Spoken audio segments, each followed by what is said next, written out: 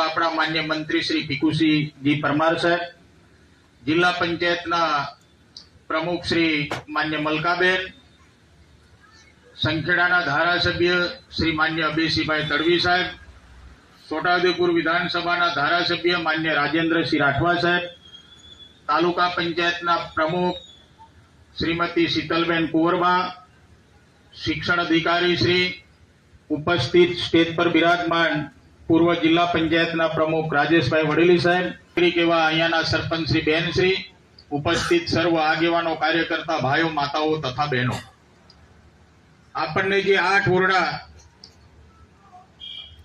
जे विद्यार्थीओ माटे बेसवानी खूब मुश्केली पड़ती थी, एना माटे राज्य सरकारे आपने मंजूर करीने आप्या अने एनो खातमुहूर्त आपणा मान्य मंत्री श्री भिकुसिंहजी परमार साहेबना हस्ते अहींया कर्युं छे। एनुं काम वहेली तके पूर्ण थाय अने एमना हाथे ज्यारे खातमुहूर्त मारा पोताना मत क्षेत्रमा अने आ जबू गाम खाते अहींया आवीने कर्युं ते बदल मान्य मंत्री श्रीनो हूँ खूब खूब आभार अने बहाરના કાર્યક્રમોમાં જવાનો હોવાથી ખૂબ સમય ઓછો હોવાના મારું વક્તવ્ય ટૂંકાવું છું। વંદે માતરમ, ભારત માતા કી જય, જય જય ગરવી ગુજરાત। સિંહભાઈ વાસદિયા, રાજેશભાઈ કે પરીખ, મંત્રી શ્રી વિદ્યામંડળ જબુગામ, તેમને વિનંતી કરીશ કે તેઓ સમૂહમાં આવશે અને મંત્રીશ્રીનો પુષ્પગુચ્છ અને વસીમભાઈ શેખ, મિતેશભાઈ દેસાઈ, ખ્યાતિબેન પંચોલી, ભરતભાઈ પ્રજાપતિ, સાદિકભાઈ કુરેશીને વિનંતી કરીશ કે તેઓ સમૂહમાં આવી અને આપણા વિસ્તારના માનવંતા ધારાસભ્ય એવા જયંતિભાઈ રાઠવા સાહેબનું શાલ ઓઢાડી અને પુષ્પગુચ્છથી તેઓ સ્વાગત કરશે। જેમના નામ બોલાય તેઓ ઝડપથી સ્ટેજ ઉપર આવી અને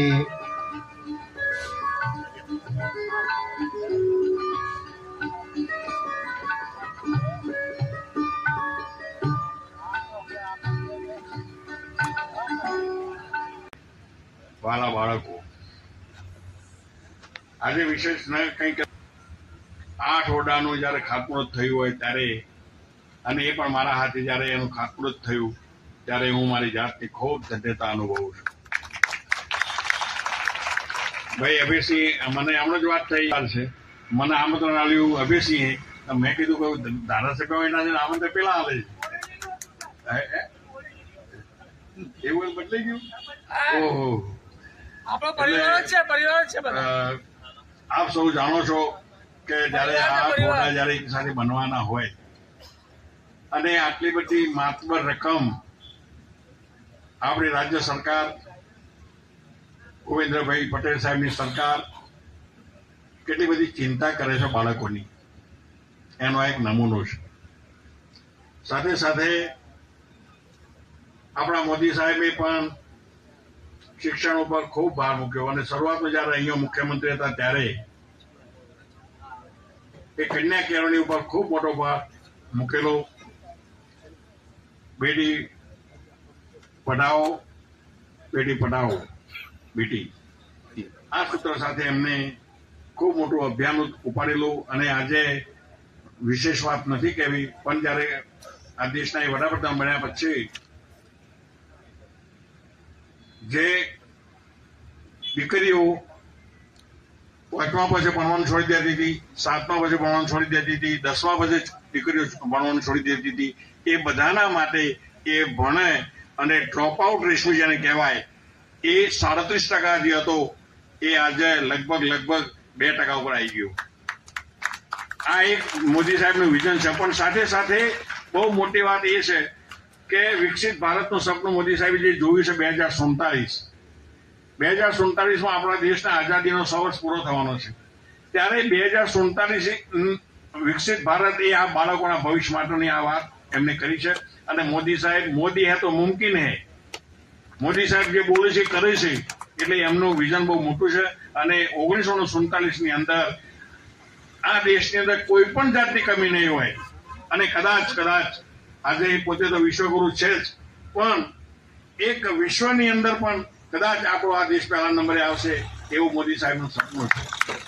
મિત્રો, વિશેષ કંઈ કહેતો નથી, પણ જ્યારે આ મોટી સંખ્યા મોટા આ બધા બાળકો છે ત્યારે આ ઓરડા બનશે, વિદ્યાનું મંદિર બનશે, એમાં અભ્યાસ કરશે, શિક્ષણ મેળવશે અને એ બધા શિક્ષણ એવું મેળવે કે જે એમની આવનારી એમની ઉંમરમાં એક આ દેશના એક નાગરિક તરીકે આ બાળકો જ્યારે બનવાના છે ત્યારે મારા જેવા નેતા બને, અમારા જેવા આ બધા નેતાઓ જે બેઠા છે, ધારાસભ્ય બધા નેતાઓ છે, એવા નેતાઓ બને, કોઈ વકીલ બને, કોઈ ડોક્ટર બને. આવું બધું તમે ખૂબ પ્રગતિ કરો એવી અભ્યર્થના સાથે મારી વાત પૂરી કરું છું. ભારત માતા કી જય. આપ સૌની વચ્ચેથી વિદાય એટલા માટે લેવી પડી છે. આમ તો ખૂબ મને બહુ ગમાય, વિદ્યાની વાત આવે એટલે મને બહુ ગમે, પણ મારે દ્વારકા પહોંચવું છે, ટિકિટ થઈ ગયેલી છે એટલે આપના વચ્ચેથી રજા લઉં છું. અસ્તુ. ભારત માતા કી જય. માતા કી વંદે વંદે ભારત માતા કી.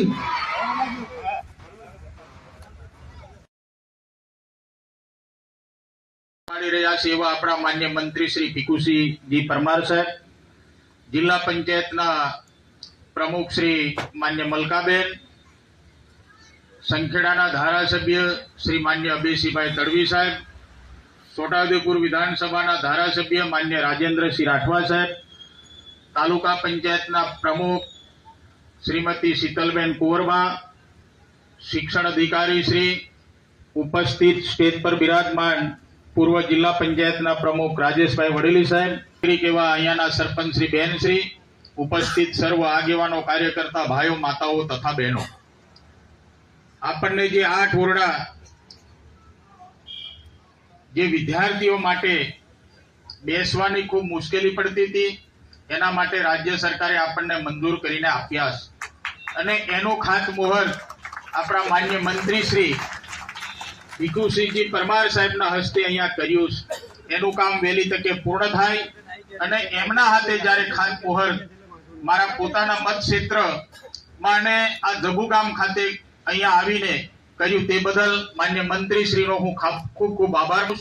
અને બહારના કાર્યક્રમોમાં જવાનું હોવાથી ખૂબ સમય ઓછો હોવાના મારું વક્તવ્ય ટૂંકાવું છું. વંદે માતરમ. ભારત માતા કી જય. જય જય ગરવી ગુજરાત. સિંહભાઈ વાસદિયા, રાજેશભાઈ કે પરીખ, મંત્રી શ્રી વિદ્યામંડળ જબુગામ, તેમને વિનંતી કરીશ કે તેઓ સમૂહમાં આવશે અને મંત્રીશ્રીનું પુષ્પગુચ્છ અને વસીમભાઈ શેખ, મિતેશભાઈ દેસાઈ, ખ્યાતિબેન પંચોલી, ભરતભાઈ પ્રજાપતિ, સાદિકભાઈ કુરેશીને વિનંતી કરીશ કે તેઓ સમૂહમાં આવી અને આપણા વિસ્તારના માનવંતા ધારાસભ્ય એવા જયંતિભાઈ રાઠવા સાહેબનું શાલ ઓઢાડી અને પુષ્પગુચ્છથી તેઓ સ્વાગત કરશે. જેમના નામ બોલાય તેઓ ઝડપથી સ્ટેજ ઉપર આવી અને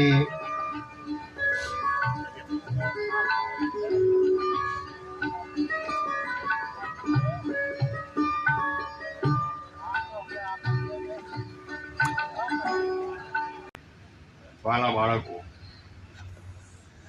આજે વિશેષ કંઈક 8 ઓરડાનું જયારે ખાતમુહૂર્ત થયું હોય ત્યારે, અને એ પણ મારા હાથે જયારે એનું ખાતમુહૂર્ત થયું ત્યારે હું મારી જાતની ખૂબ ધન્યતા અનુભવું છું. ભાઈ અભયસિંહ, મને હમણાં જ વાત થઈ છે, મને આમંત્રણ આપ્યું અભયસિંહે, મેં કીધું કે ધારાસભ્ય એના છે આમંત્રણ પેલા આવે છે, એવું બદલાઈ ગયું. ઓહો, આપ સૌ જાણો છો કે જયારે આ ઓરડા જયારે એક સાથે બનવાના હોય અને આટલી બધી માતબર રકમ આપણી રાજ્ય સરકાર, ભૂપેન્દ્રભાઈ પટેલ સાહેબની સરકાર કેટલી બધી ચિંતા કરે છે બાળકોની, એનો એક નમૂનો છે. સાથે સાથે આપણા મોદી સાહેબે પણ શિક્ષણ ઉપર ખૂબ ભાર મૂક્યો અને શરૂઆતમાં જયારે અહીંયા મુખ્યમંત્રી હતા ત્યારે એ કન્યા કેળવણી ઉપર ખૂબ મોટો ભાર મૂકેલો. બેટી પઢાઓ બેટી પઢાઓ બેટી, આ સૂત્ર સાથે એમને ખૂબ મોટું અભિયાન ઉપાડેલું. અને આજે વિશેષ વાત નથી કહેવી, પણ જયારે આ દેશના વડાપ્રધાન બન્યા પછી જે દીકરીઓ 5મા પછી ભણવાનું છોડી દેતી હતી, 7મા પછી ભણવાનું છોડી દેતી હતી, 10મા પછી દીકરીઓ ભણવાનું છોડી દેતી હતી, એ બધાના માટે એ ભણે અને ડ્રોપ આઉટ રેશિયો જેને કહેવાય એ 37% જે હતો એ આજે લગભગ 2% ઉપર આવી ગયો.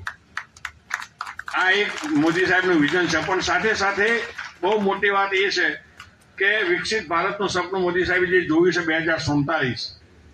2047 આપણા દેશના આઝાદીનો 100 વર્ષ પૂરો થવાનો છે.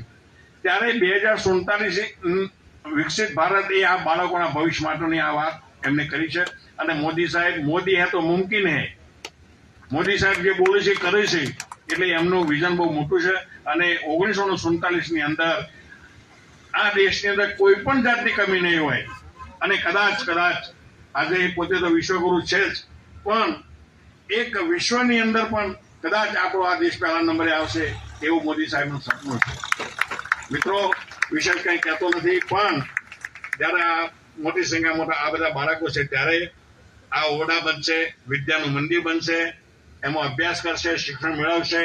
અને એ બધા શિક્ષણ એવું મેળવે કે જે એમની આવનારી એમની ઉંમરમાં એક આ દેશના એક નાગરિક તરીકે આ બાળકો જ્યારે બનવાના છે ત્યારે મારા જેવા નેતા બને, અમારા જેવા આ બધા નેતાઓ જે બેઠા છે, ધારાસભ્યો બધા નેતાઓ છે, એવા નેતાઓ બને, કોઈ વકીલ બને, કોઈ ડોક્ટર બને. આવું બધું તમે ખૂબ પ્રગતિ કરો એવી અભ્યર્થના સાથે મારી વાત પૂરી કરું છું. ભારત માતા કી જય. આપ સૌની વચ્ચેથી વિદાય એટલા માટે લેવી પડી છે. આમ તો ખૂબ મને બહુ ગમાય, વિદ્યાની વાત આવે એટલે મને બહુ ગમે, પણ મારે દ્વારકા પહોંચવું છે, ટિકિટ થઈ ગયેલી છે, એટલે આપના વચ્ચેથી રજા લઉં છું. અસ્તુ. ભારત માતા કી જય. માતા કી વંદે વંદે ભારત માતા કી